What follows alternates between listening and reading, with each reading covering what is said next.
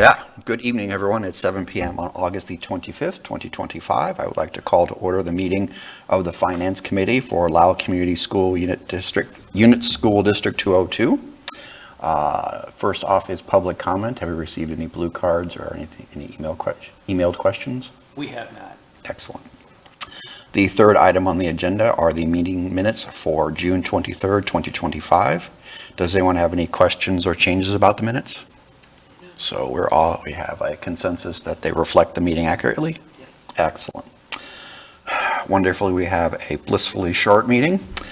Let's see here. Item 4 is the review of student activity accounts in excess of $5,000. The information for this item can be found in the Finance Committee packet under item number 4. Mr. Wilkinson, if you would take it away. Thank you, Mr. Nigler. So each year at the close of the fiscal year, we review our student activity fund accounts that have balances over $5,000.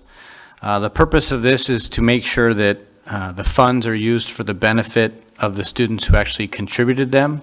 So those that made the contributions during the year, we want to make sure that those activity funds are being utilized for those students at the same time. And so this process allows us as the committee to confirm kind of what the larger balances are, make sure they're being monitored, and then tied to some kind of active program or some kind of activity that will spend down those balances in the near term. And so typically those larger amounts end up being at the high school. This year we had 3 accounts at the high school. The first one is the athletic tournament account, which actually ended the year at a very large dollar amount of $41,000. I think last year it was about $6,000. And so I did inquire as to that difference, and in talking with Mary Beth, our accounting coordinator, they actually got receipts in June for some of those camp fees. They're running a lot of camps at the high school these days. Tom Markham has really done a great job of building up those programs. And so often those receipts come in July, but this year they came in June. So that's why the balance is larger at the end of the year than we usually see. But obviously those dollars are used to cover officials, salaries, other summer camp expenses that occur primarily during the month of July. Girls basketball also typically has a balance at the end of the year. This year was about $12,000, and they run a summer league over there at the high school, and so these funds are used for those league officials, staff-related costs, and other items associated with those camps. The dance team is raising money for their national competition, and so they're saving some of those funds so that they can do that in the near future. And then, as I kind of mentioned at the beginning, the Lisle Elementary School and the Lisle Junior High did not have any accounts with balances over $5,000 at the end of the year. And so this is just informational only. It's just for review. There's no action that the committee needs to take or any action that the board needs to take at the regular meeting. I didn't receive any questions over the weekend. Are there any other questions now? All right, excellent. Thank you very much. Moving on to item 5, that is the unaudited financial results for fiscal year 2025, which can be found under item 5 of the Finance Committee packet. Mr. Wilkinson, if you would take it away once again. Yeah, and so this is a review of the unaudited financial results for the fiscal year 2025, which ended on June 30th. Again, these are unaudited.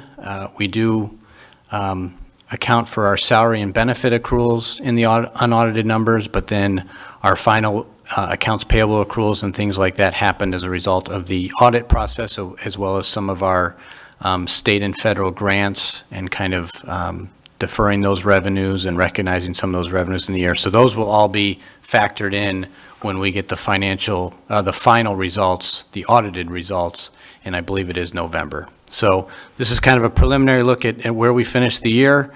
When we adopted the budget back in September, we were anticipating expenditures would exceed revenues by about $4.8 million. And this was primarily because of spending down some of those fund balances for the Lisle Junior High renovations project. In actuality, our expenditures exceeded revenues by about $1.8 million, so it was quite a bit less than we originally anticipated. But the variance is primarily the result of two things.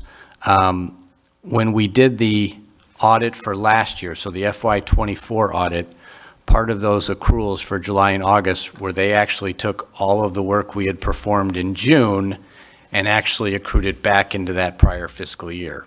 And so that was an audit adjustment that was made through that process. And I had already finalized the budget. We had already approved the budget in September. And I believe we touched on that when we went through the budget process. And so a lot of those expenditures actually got recognized earlier in the prior fiscal year, but we'd already approved the budget. So that's why we're seeing this large difference for fiscal year 25. The other piece of good news is when we finally closed out the project at the end of this fiscal year, we just finished up fiscal year 25, it actually closed at $5.7 million for phase one of the work, where the original contracts that were approved with the construction manager were $6.3 million. So we ended up coming in, not having to use all of our allowances and contingencies and things like that that are built into the project. And so it ended up being about $600,000 less than was accounted for in the original contract.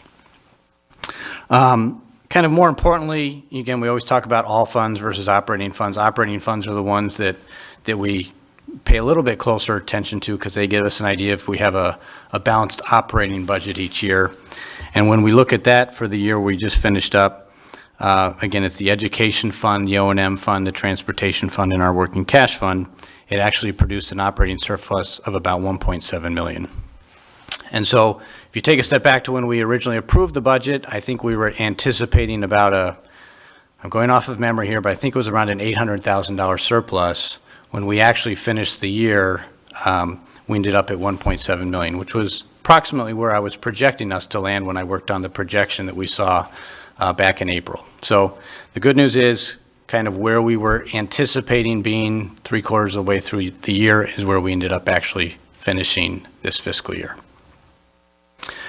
Looking at some of our revenues, overall revenues were just under budget by $132,000, so we were at 99.7% of what we planned. So that was very accurate. Property taxes, obviously we know what the levy is, so most years, and this year as well, we were right on target with our property tax budget and what actually happened. Corporate personal property replacement taxes is one of those numbers that tends to go up and down a lot. We've seen a lot of variation in that one over the last few years. And so each year when we budget, we use what the Illinois Department of Revenue provides as the estimates. And in this case, those estimates were pretty much spot on. We were only off by about $8,000. So that was good to see that those numbers, which are often very difficult to find out where they come from and where they're going to land, those ended up being quite accurate this year. Investment income was a bright spot. We finished $290,000 over what we had budgeted, so that's good news. I had budgeted pretty conservatively in that area, primarily because the Fed was starting to cut interest rates, and so there was kind of the thought that those interest rates were going to go down throughout the course of the year. That ended up not happening as fast as kind of anticipated, so we ended up seeing more investment income than we originally budgeted for. On the other hand, as far as our state and federal grants are concerned, state revenues were about $250,000 lower, and then federal revenues were also about $125,000 lower. So a couple explanations for those. The first one, as far as our state revenues go, special education transportation reimbursement. When we finalize the budget, we have to go based on kind of estimates. Those numbers aren't known at that time. And so the preliminary computation that we had from the state indicated we get about $810,000 for special ed transportation reimbursement last September. At that time, the proration was expected to be 82%. When the state actually finalized those numbers and finalized what that proration was, it ended up being reduced to 69%. And so that ended up reducing what we got in reimbursements from the state by $130,000. And so I think it's just kind of another barometer of where those costs are going up for the school districts. Those special education transportation costs are going up, not only for us, but for all school districts in Illinois. And so the state pretty much just has the same amount of money. And so as those costs go up, the school districts are all getting less and less because they're all competing for the same dollars that the state has. Yes, Mr. Heatherly? So the percentage went down because the cost went up, but we still had like a fixed amount, relatively fixed amount going in, right? When you say a fixed amount Like going in, when they estimate it to say, we give you what was the first number, 70? so we were expecting to get 810,000 Right. from the state. And so that would be based on what our costs were, getting 82% reimbursement Yep. of those costs. And that was what we were expecting to get. When they did the final calculation, they only gave us 69% of that. How do you go from 80 to 69? Just, what's their math? What drives that? That's very complicated. Okay. So, And I was going to get, I think, because the costs rise so much, to your point, there's a limited budget. So how they distributed it, do they go say, hey, your district is better funded, so that amount will go down to more, or how? They basically just have a fixed amount.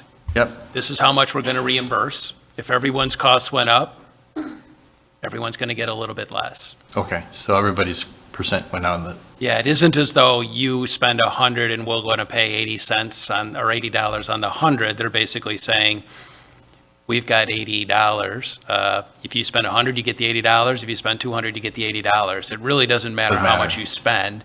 There's some proration as to how much each school district spends, but there's a fixed amount that the state puts towards the reimbursement, and it almost has less to do with how much you spend. Yeah, and so, The percentage back of what you spent. correct, yeah, and then, More of it in the long run, you spend more. exactly. effectively, the state has limited, they have a pool of money, and that pool doesn't change. Now, do they reevaluate that pool of money every year? Like, if they know the costs are going up, will they have a bigger pool next year? I think there's just very broad allocations at the state level, and so every single year, even though they're supposed to pay something in the area of 85%, it's nowhere near that number, because whatever that number is allocated to all the school districts comes nowhere near that proration.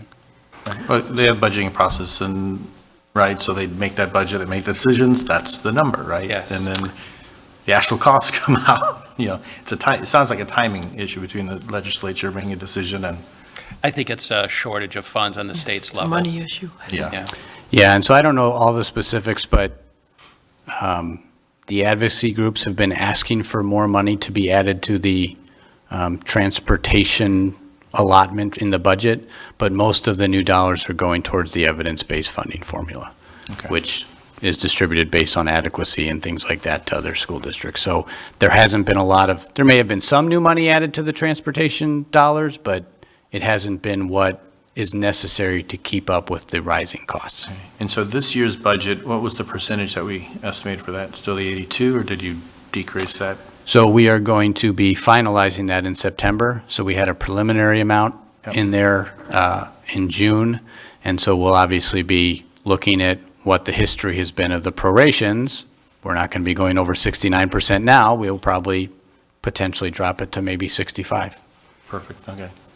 Personally, I like you being very conservative that, because when Yeah. I keep looking at every year you present, going, we're within like 1 to 3% of budget, which is always great. It's incredible. I appreciate all the thought and time you guys put into. And I appreciate that, and that is one thing I was going to say, because the other side of things, on the federal side, it was kind of the National School Lunch Program. We had a new account with Chartwell's. I didn't know what the participation would be, what the sales would be, and so I had to kind of estimate under the new contract when the numbers finally, when we finished out the year, it ended up being about $35,000 less than what we had anticipated. And so whenever we get to September, we do our best with the federal and state grants. We try and look at kind of what the trends have been, what the last 3 years have looked like, what we're looking at in terms of potential sales and things like that for lunches, students that we have. But you don't have final numbers, so you have to do the best that you can. And so in this case, there were some variances here that I just wanted to make sure I explained to the committee. On the expenditure side, we finished just looking at our operating funds, again, not talking about the difference in the capital projects fund that was mentioned earlier, but we finished about 1.2 million under budget in our operating funds. Salaries and benefits, obviously that's the majority of our costs. Those were very close to the plan. I think it was about $300,000 below budget, which is not that much in the grand scheme of things based on how much we spend on salaries and benefits. Purchase services is one area I wanted to highlight. You may have seen it in the write-up, but we ended up finishing the year under budget, which is great. We were about $150,000 under budget. But when you look at kind of year over year, what did it look like this year versus the prior year? We were actually up $900,000, or about 15%. So that's that continued pressure we're seeing on the services that were transportation, repairs and maintenance services, and just the costs of labor, the costs of contractual services continue to go up. And we also have, obviously on the transportation side, increased special ed routes, more homeless routes and things like that. So that's where we're seeing a lot of those cost increases that, you know, often are very difficult to control because they're required by law. And so that, I mentioned the higher transportation costs in terms of special ed, utilities are going up as well, so we're seeing a rising cost there, professional services. So we managed to keep this under budget, but it is something that there's that upward pressure, that trend that we're continuing to watch, and the three of us here will be digging into in the coming months to bring more information back to the Finance Committee about why that's happening and what are some of the specifics in that regard. Another area worth noting is our tuition costs. For fiscal year 25, we had a pretty conservative budget for our tuition, and we ended up about 18% under that budget, which is great.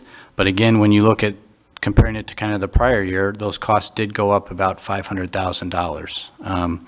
And so, again, you can have more placements some years, less placements some years, but we have seen increase in our costs in that arena as well. I also anticipate that, you know, a lot of those, we get a lot of bills in June and July for those costs, and so probably when we go through the audit process and do some of those accruals, I will expect to see some of those June tuition bills factored into the final results, so we will see a little bit of an increase in the cost there as well. I did get a couple questions I just wanted to address. What would the difference between expenditures and revenues have been if we excluded the junior high renovation costs? I kind of touched that on earlier in the presentation. If you looked at all of our funds, but just took the capital projects fund out of there, because that's where all of our junior high renovation costs are, we would have been, revenues would have exceeded expenditures by about 1.8 million. Or if you just look at the operating funds, which is maybe the more traditional way of doing that, it was the 1.7 million that I mentioned earlier when we started the presentation tonight. Another question, is it correct to conclude that the $292,000 in higher investment income basically offset almost all of the unexpected shortfalls elsewhere? I think if we're looking at just the revenues, in a way you could say yes. That additional investment income of about $290,000 helped to offset some of that lost revenues in terms of our special ed transportation reimbursement and some of those state and federal grants. I think that was the gist of the question. Hopefully I answered that correctly. And then in the June budget presentation, the beginning fund balance was shown as 20.6 million, but here in the preliminary result, it's closer to 20.9 million. Is that correct? Yes, that is correct. As of right now, the beginning fund balance is around 20.9 million, kind of based on this preliminary audit information. But again, that number will change some as we finalize the audit and make any final adjustments for fiscal year 25. So kind of overall, you know, what's the story for fiscal year 25? We had a positive operating result, which is good. We controlled the spending and came in below budget. And we also, you know, completed our renovations at the junior high without having to use all those allowances and contingency. So ultimately that came in under budget as well. But as we've kind of talked about over the last few months, there are still some things that we kind of need to keep an eye on in terms of some upward cost pressures, in particular our purchase services amounts, and then also some of our tuitions costs for special education students. So that kind of concludes what I had to say in regards to the unaudited results. I didn't know if there were any additional questions based on what I shared this evening. I just want to take the time to acknowledge the great work that Dave does with this. If you look at the revenue, 0% difference budget versus actual. I know there was some netting in terms of being up and down on others, but it was basically 0%. And then when you take out the capital expenditures and you look at budget versus expenditures, it was within 5%. So there's a lot of details that go into calculating each of those numbers, but Dave puts in the time and effort to make sure that what you see and what you approve pretty much is what we would hope to have, unless there's things that we completely didn't anticipate or out of our control. So just wanted to say great job with that. Thank you. I do also want to add, we're meeting about every 2 weeks now to try and dig in terms of being able to figure out, what types of things need to happen in order to make sure we have a balanced budget. We have one this year that we're living now, but we want to make sure we continue to have. And so with these updated numbers, Dave and the team will be digging in to make sure that when we tell you the types of cuts that need to happen, our biggest fear is that we say, well, we need to cut out $1 million only to find out, oh, we had another, $2 million in the black. So we want to make sure whatever we tell you, we think those numbers are going to be are realistic and they're not worst case scenario, so that if we do need to make recommendations for reductions, you can count on there hopefully won't be any surprises later. And so having these final numbers is going to be a great opportunity for Dave to look at this year's budget again and then update our projections with that. But our goal is in the next 6 months to really dig in and get you some information so that if decisions need to be made, we can have those conversations with you, perhaps with a larger community group in case we need to decide this versus that. So a lot of moving parts, a little bit different than what we've seen in the past. Traditionally, we're about $2 million in the black, but we do think some of the moving parts moving forward are really going to decrease that, and things that we may or may not have a control over in terms of transportation, special ed. We've seen a vast number of increase in number of homeless. And so just making sure that we acknowledge what we're doing is the most efficient thing we can do before we start to make any other cuts. I think just to add to that, I forgot to mention, while there are definitely some areas we need to monitor and kind of dig into and have some conversations about, I think overall the district still is in a strong financial position. And so I don't want that to not be a part of the conversation. We still have healthy fund balances. We still had a positive operating result this year. So we're still strong. We're just looking forward and making sure that if some of these factors continue, that we have a plan to address those. All right, thank you very much. Does anyone have any further questions or comments? No? All right, good. Thank you very much, Mr. Wilkinson. Now we'll move on to agenda topics for future Finance Committee meetings. Does anyone wish to add anything? No? All right. Okay, with no other agenda items, I will entertain a motion to adjourn. So moved. All right. Second. So that was Miss Allman and Miss Foster? Yes? Yes. All right, so the Finance Committee is adjourned at 7:23. Thank you very much, everyone. Good day.